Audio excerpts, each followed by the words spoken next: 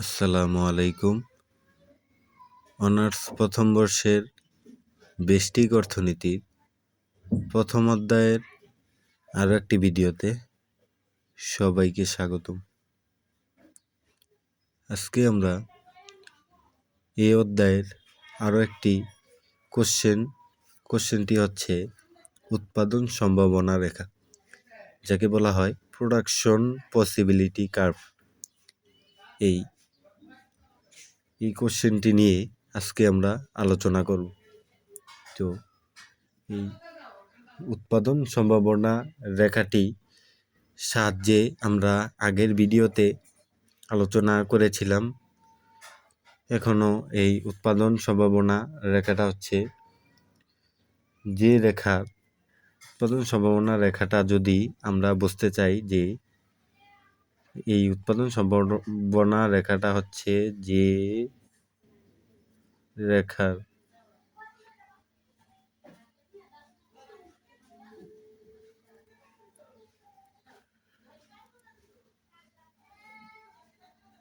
প্রতিটি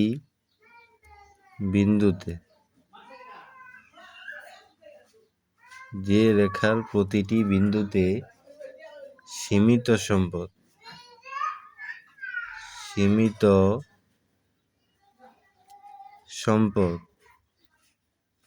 যে রেখার প্রতিটি বিন্দুতে সীমিত সম্পদ এবং প্রচলিত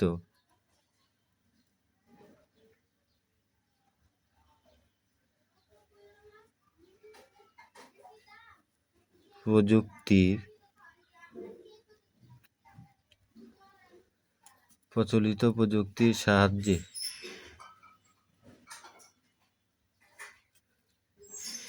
দুটি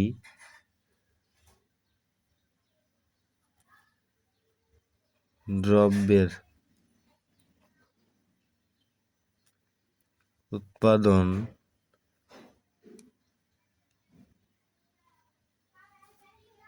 নির্দেশ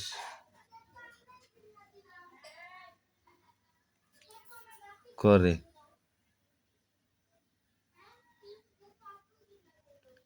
তো আমরা বুঝতে পারলাম উৎপাদন সম্ভাবনা রেখা হচ্ছে যে রেখার প্রতিটা বিন্দুতে সীমিত সম্পদ এবং প্রচলিত প্রযুক্তির সাহায্যে দুটি দ্রব্যের উৎপাদন নির্দেশ করে, তাকে হচ্ছে উৎপাদন সম্ভাবনা রেখা বলে।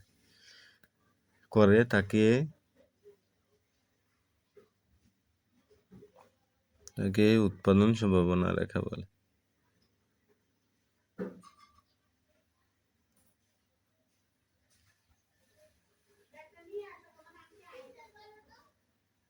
উৎপাদন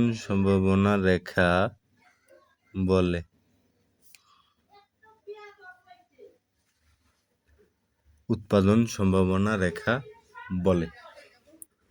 মানব জীবনের মৌলিক অর্থনৈতিক সমস্যার যে আমরা জানি মানব জীবনে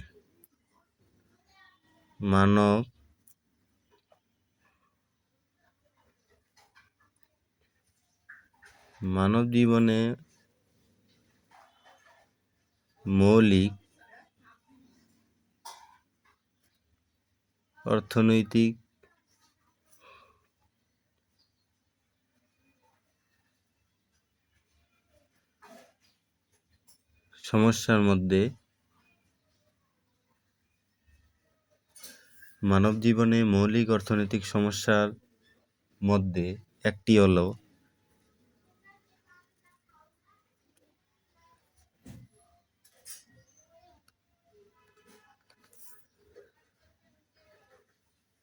কি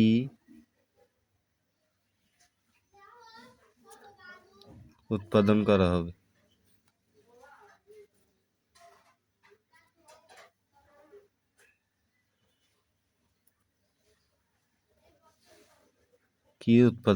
হবে। এ সমস্যার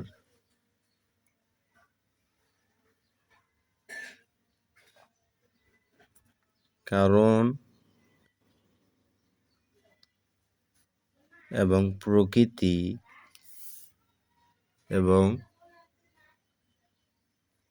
প্রকৃতি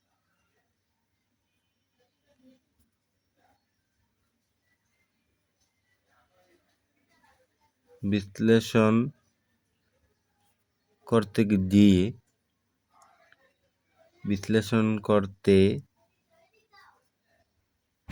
যে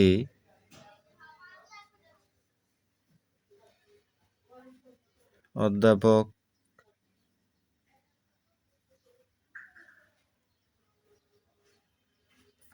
P.A. স্যামুয়েলসন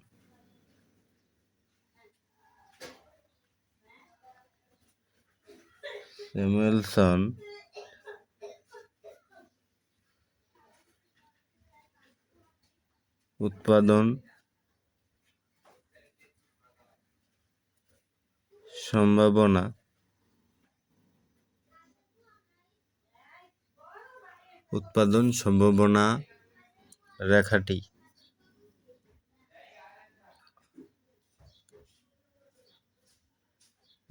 সম্ভাবনা রেখাটি প্রবর্তন করেন।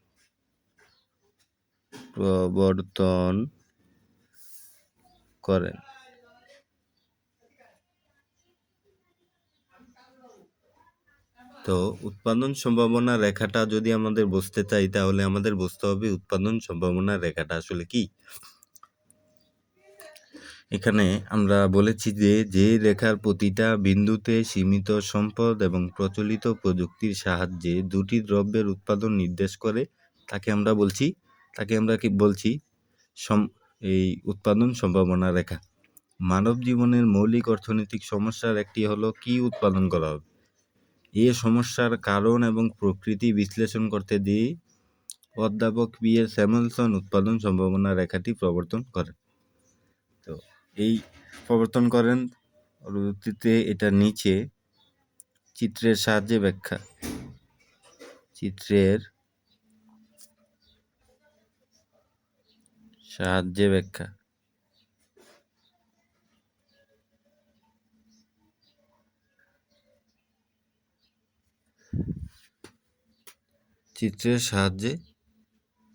ব্যাখ্যা। তো এখানে উৎপাদন সম্ভাবনা রেখার আমরা যদি চিত্রটা আঁকতে যাই, এখানে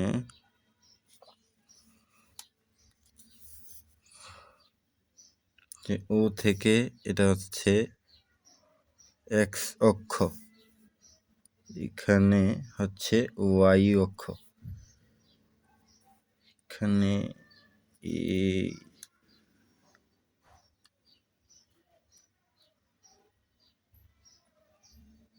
এটা হচ্ছে এ, এটা হচ্ছে বি।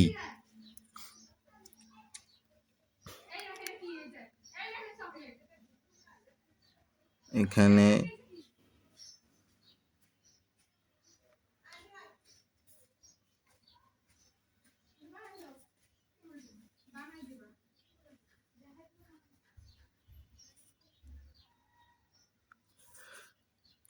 যদি লিখতে চাই, এখানে হচ্ছে x1, এখানে হচ্ছে x2, এখানে হচ্ছে x3। বিন্দুগুলোর আমরা এক একটা নাম দিলাম। তো এটা হচ্ছে এ বি দিলাম, এখানে দিলাম সি ডি, এখানে দিলাম ই। এখানে যদি নাম দিতে চাই, এখানে যদি আমরা দিই y1, এখানে যদি দিই y2, এখানে হচ্ছে y3। তো এটার আমরা একটা নাম দিলাম। সেখানে আমরা একটা বিন্দু নিয়ে নিই এফ, এখানে একটা আমরা বিন্দু নিলাম জি। তো এখানে এই যে রেখাটা, এই এ বি যে রেখাটা, এটাকে আমরা বলছি উৎপাদন সম্ভাবনা রেখা। উৎপাদন সম্ভাবনা, এই রেখাটাকে আমরা বলছি উৎপাদন সম্ভাবনা রেখা। উৎপাদন সম্ভাবনা রেখা। আর এখানে যে জি একটা বিন্দু দেওয়া হয়েছে, যে জি বিন্দুটা, এটার যদি আমরা নাম দিতে চাই, এটা হচ্ছে অর্জনযোগ্য অঞ্চল। অর্জনযোগ্য অঞ্চল।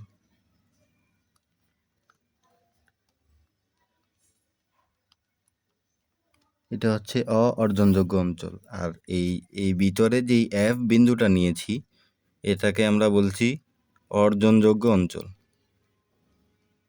অর্জনযোগ্য অঞ্চল।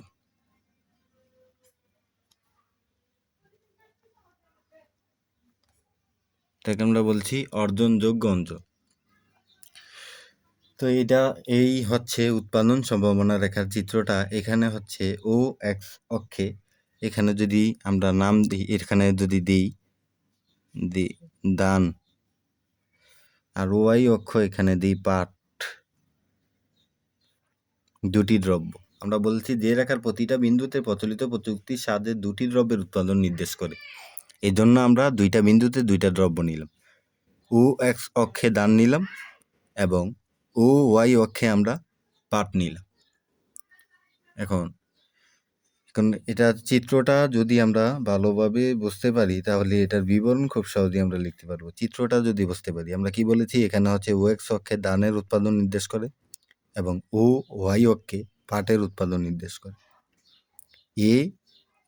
এর পরবর্তীতে আমরা কি লিখব, এ এবং বি হচ্ছে উৎপাদন সম্ভাবনা রেখা।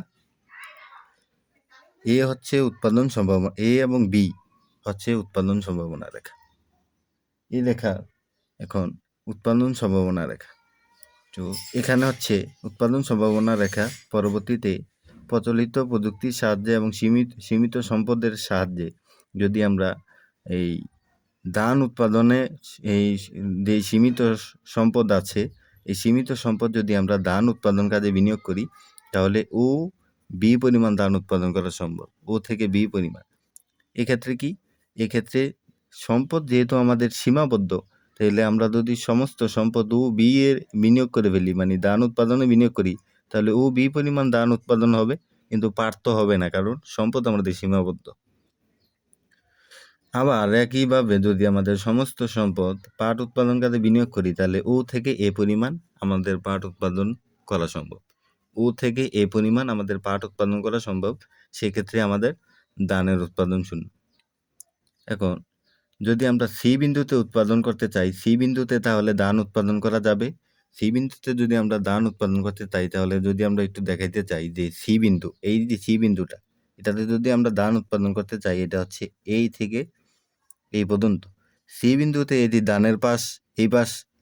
সি বিন্দুতে ধান উৎপাদন করতে পারবো ও থেকে x1 পরিমাণ, ও থেকে x1 পরিমাণ। কিন্তু সি বিন্দুতে আমরা পাট উৎপাদন করতে পারবো ও থেকে y1 পরিমাণ। এই ও থেকে y1 পরিমাণ আমরা কি পাট উৎপাদন করতে পারবো এই সি বিন্দুতে।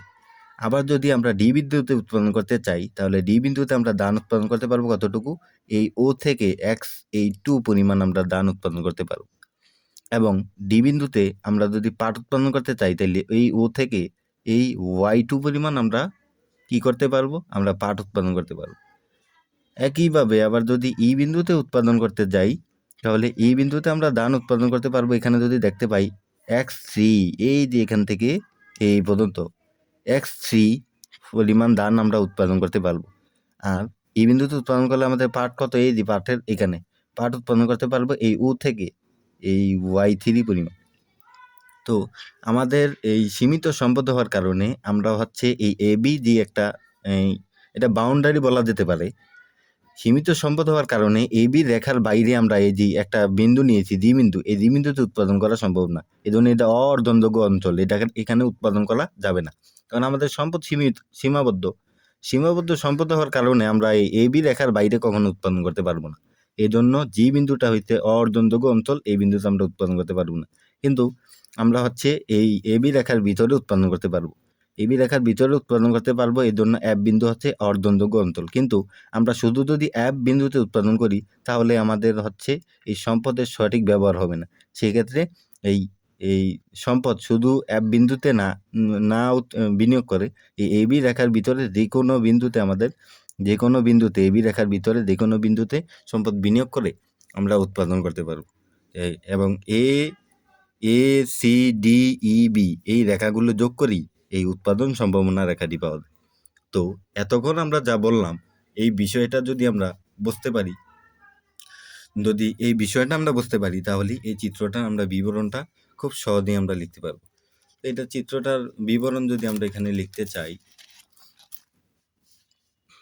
এখানে যদি আমরা এটা চিত্রের বিবরণ লিখতে চাই, তাহলে আমরা এখানে কি লিখব চিত্র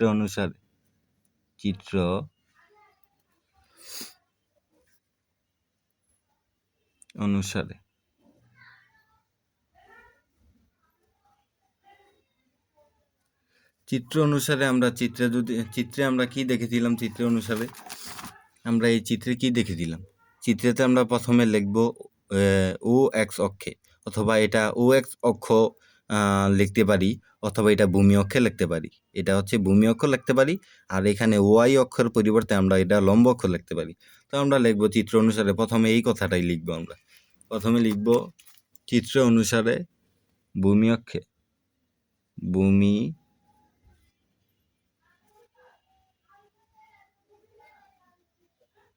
ভূমি অক্ষে ধান উৎপাদন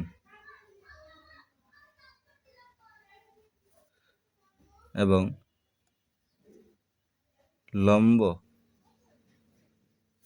লম্ব অক্ষে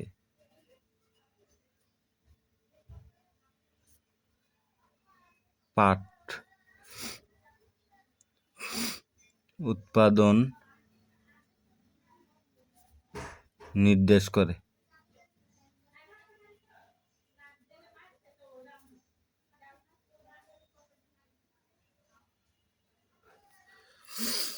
এখানে আমরা যা লিখলাম সব কিন্তু আমরা এই চিত্র দেখে লিখলাম। আমরা চিত্র দেখে কিন্তু লিখলাম যে এখানে ভূমি অক্ষে ধানের উৎপাদন নির্দেশ করে, আর এখানে আমাদের এই লম্ব অক্ষে আমাদের পাট উৎপাদন নির্দেশ করে। এটাই কিন্তু আমরা চিত্র থেকেই লিখলাম। পরবর্তীতে আমরা কি লিখবো, পরবর্তীতে লিখবো এ বি হচ্ছে উৎপাদন সম্ভাবনা রেখা। কি লিখবো পরবর্তীতে আমরা এখানে লিখবো এ বি হচ্ছে উৎপাদন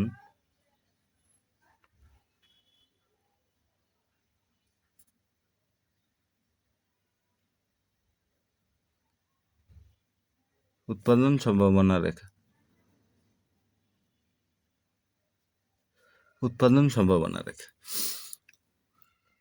পরবর্তীতে আমরা কি লিখবো, যে কথাটা বলেছিলাম, সমস্ত সম্পদ যদি ধান উৎপাদন কাজে বিনিয়োগ করি তাহলে পাটের উৎপাদন শূন্য, আর সমস্ত সম্পদ যদি আমরা পাট উৎপাদন কাজে বিনিয়োগ করি তাহলে ধানের উৎপাদন শূন্য। এই কথাটা এখন আমরা কি করব, এখানে লিখব। সমস্ত সম্পদ অথবা সীমিত সম্পদ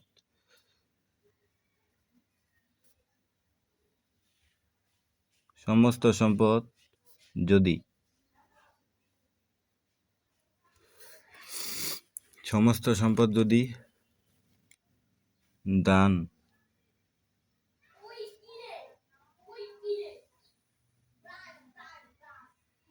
উৎপাদন কাজে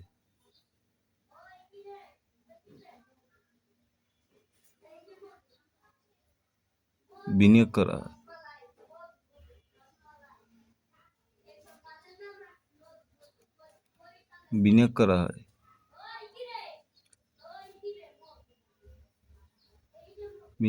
হয়, তাহলে কি হবে, সমস্ত সম্পদ যদি ধানে বিনিয়োগ করা হয় তাহলে পাটের উৎপাদন শূন্য। পাটের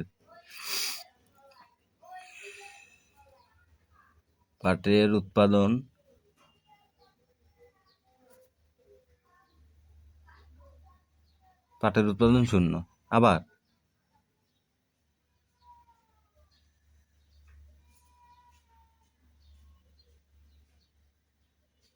সমস্ত সম্পদ যদি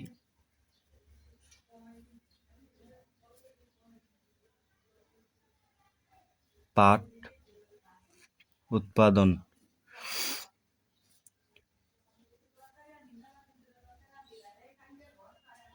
কাজে বিনিয়োগ করা হয় অথবা বিনিয়োগ করি করি তাহলে ধানের উৎপাদন শূন্য।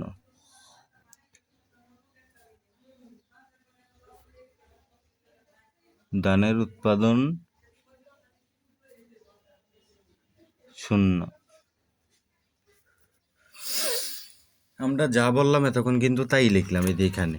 পরবর্তীতে আমরা কি লিখবো, যদি সি বিন্দুতে উৎপাদন করি তাহলে সি বিন্দুতে ধান উৎপাদন করা যাবে ও x1 পরিমাণ এবং পাট উৎপাদন করা যাবে y1 পরিমাণ।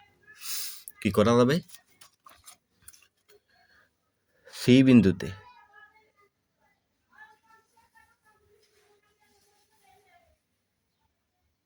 বিন্দুতে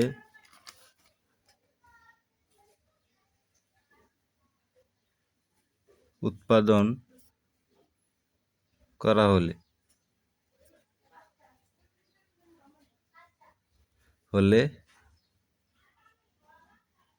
ধান ও x1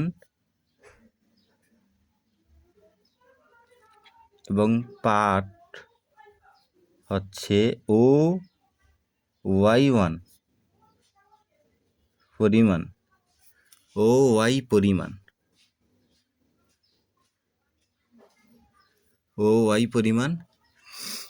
উৎপাদন করা যাবে।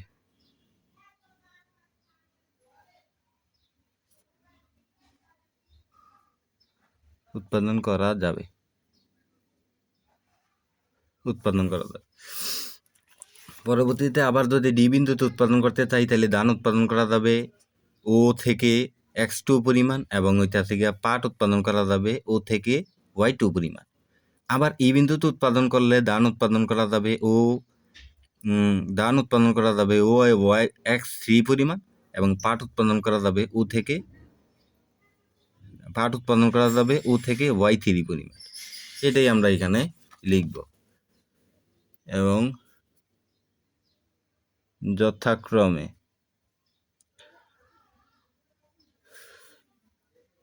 ডি এবং ই বিন্দুতে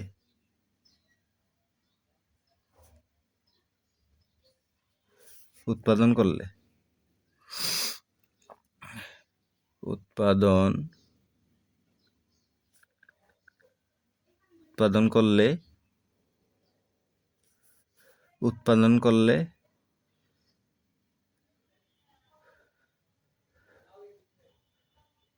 যথাক্রমে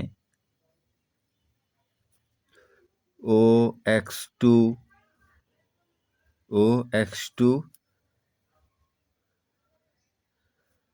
এবং ও x3 পরিমাণ ধান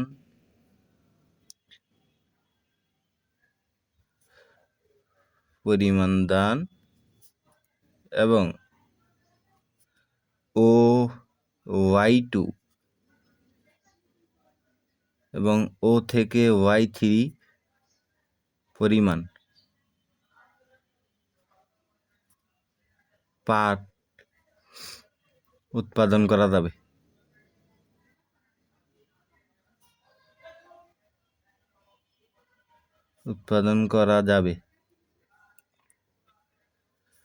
এই কথাটাই লিখলাম যে ডি বিন্দুতে যদি উৎপাদন করতে চাই তাহলে ধান উৎপাদন করা যাবে ও x2 পরিমাণ এবং ও x3 পরিমাণ এবং পাট উৎপাদন করা যাবে ও y2 পরিমাণ এবং ও y3 পরিমাণ। এবং আমরা কথাটা লিখব, সীমিত সম্পদ হওয়ার কারণে এ বি রেখার বাইরে উৎপাদন করা যাবে না।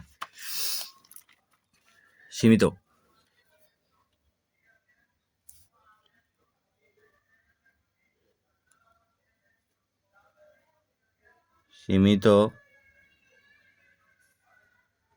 সম্পদ হওয়ার কারণে এ বি রেখার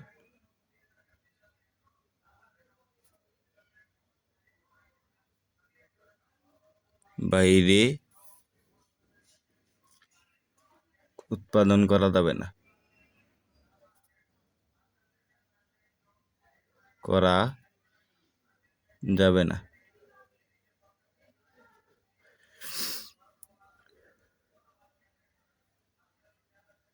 সেজন্য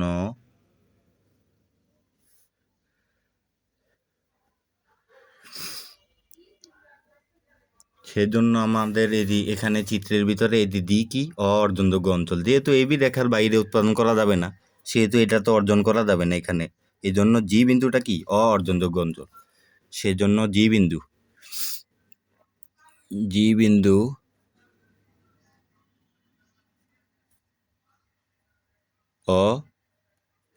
অর্জন যোগ্য অঞ্চল, অর্জনযোগ্য অঞ্চল।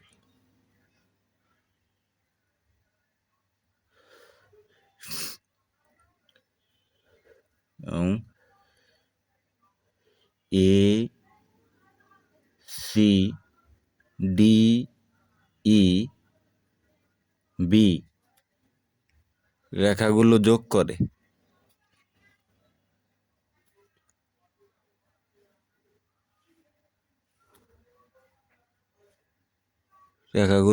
করে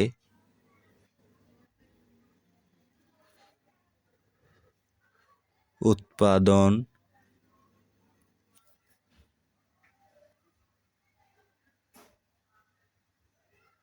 সম্ভাবনা রেখাটি পাওয়া যায়।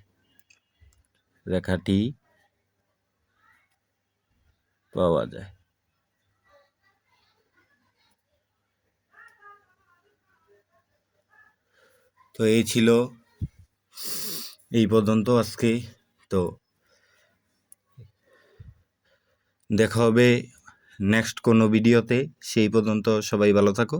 আসসালামু আলাইকুম।